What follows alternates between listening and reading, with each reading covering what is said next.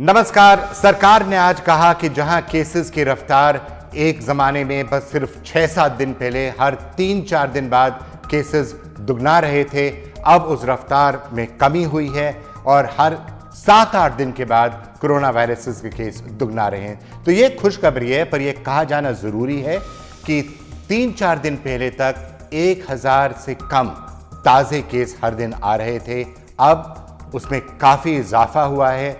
कल 1500 नए केसेस हुए थे भारत में और कुछ राज्यों में खासतौर चिंता अभी भी बरकरार है, खासतौर से अगर आप महाराष्ट्र को देखें या गुजरात को देखें या मध्य प्रदेश को देखें।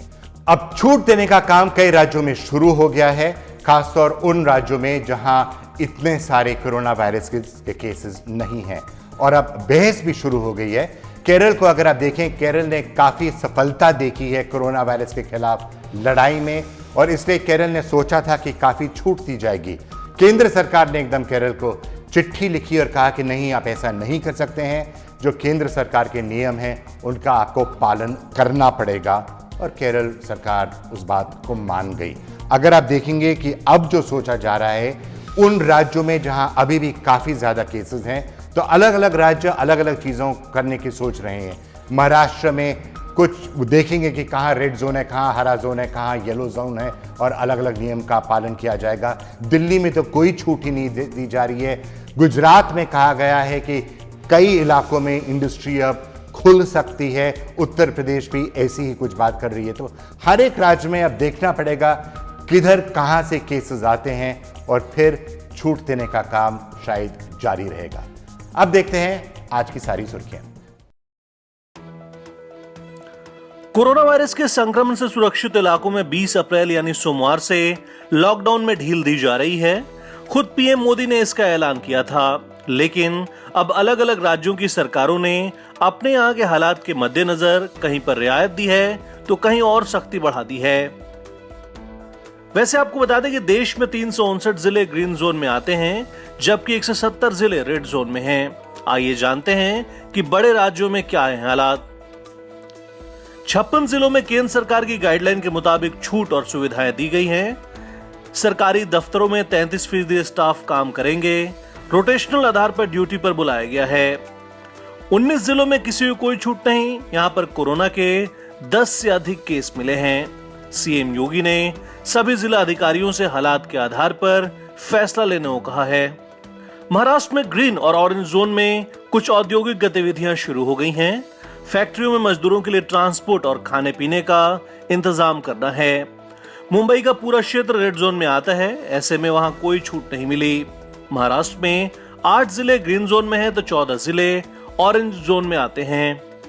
राज्य सरकार ने जिलों को 4 जोन में बांटा है: रेड, ऑरेंज ए, ऑरेंज बी और ग्रीन जोन। ऑरेंज बी में आयुष, किसान, खेती, मछली पालन से जुड़े कामकाज में नियमानुसार छूट मिलेगी।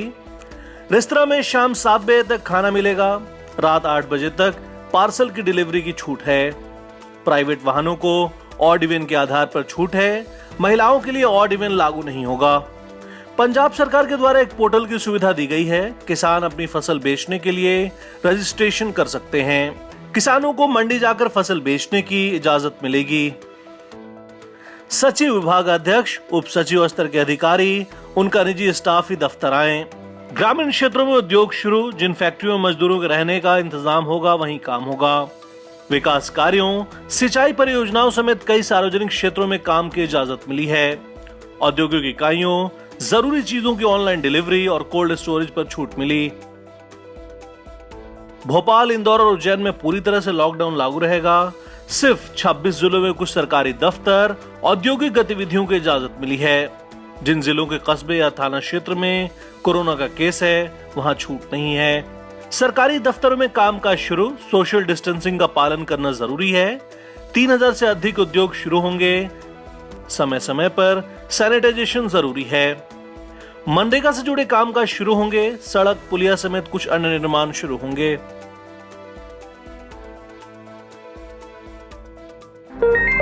कोरोना के कारण हुए लॉकडाउन के चलते पिछले करीब 26 दिनों से बंद पड़े सरकारी विभाग सोमवार से खुल गए हैं।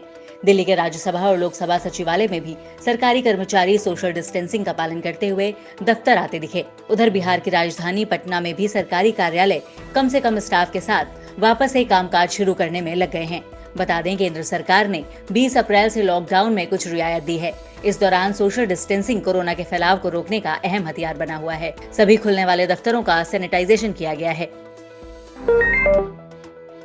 20 अप्रैल से लॉकडाउन में सशर्त छूट मिलने को लेकर रविवार को ही 3 राज्यों ने साफ कर दिया है कि उनके यहाँ लॉकडाउन खत्म होने तक कोई ढील नहीं दी जाएगी। दिल्ली और पंजाब ने 3 मई तक तो तेलंगाना सरकार ने 7 मई तक राज्य में पूर्ण लॉकडाउन का फैसला लिया है।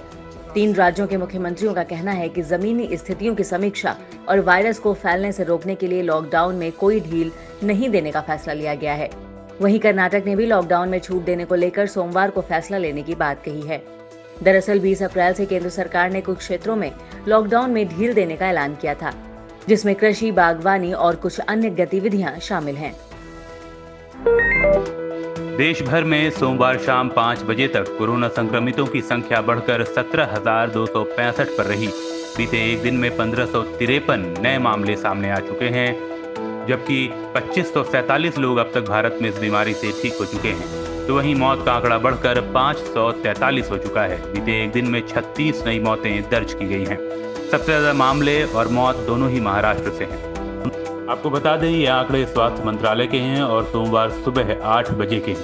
सोमवार शाम 5 बजे तक दुनिया भर में कोरोना संक्रमितों की संख्या बढ़कर 24,21,000 के पार चली गई, जबकि मौत का आंकड़ा बढ़कर 1,66,000 के करीब आ गया है। तो वहीं दुनिया भर में सोमवार शाम 5 बजे तक 6,35,000 से ज्यादा लोग इस बीमारी से ठीक भी हो चुके हैं। सोमवार को स्वास्थ्य मंत्रालय ने अपनी प्रेस कॉन्फ्रेंस में बताया कि पिछले 24 घंटे में 1553 कोरोना के नए मामले सामने आए हैं। ये एक दिन में कुल संक्रमितों के मामले में अब तक की सबसे बड़ी संख्या बताई जा रही है। हालांकि ज्वाइंट सेक्रेटरी लव अग्रवाल ने बताया कि अच्छी खबर यह है कि देश में अब 7.5 दिनों में कोरोना के मामले दोगुने हो रहे हैं, जो पहले 3.5 दिनों में दोगुने हो रहे थे।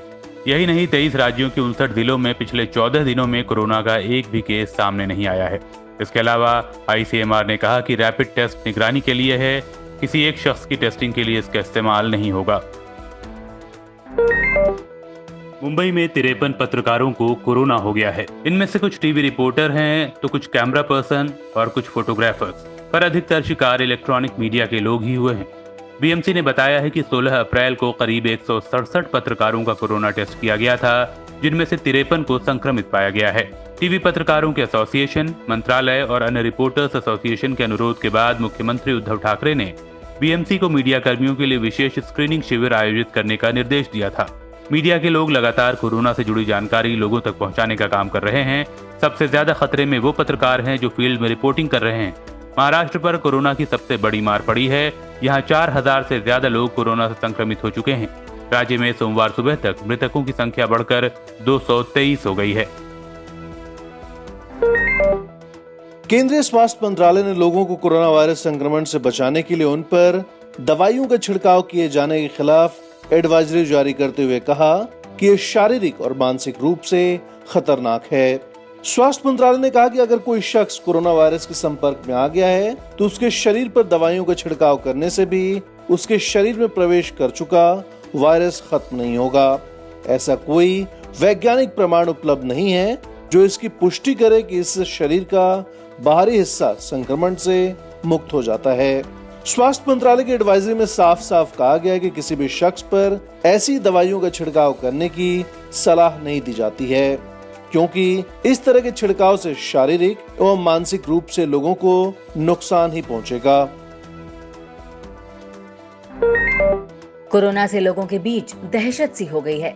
हर कोई हर बीमारी को लेकर डरा और घबराया हुआ है। कर्नाटक में बेंगलुरु महानगर पालिका द्वारा कोविड-19 के मरीजों को कथित रूप से क्वारंटीन में भेजने के दौरान जमकर हंगामा और उपद्रव हुआ।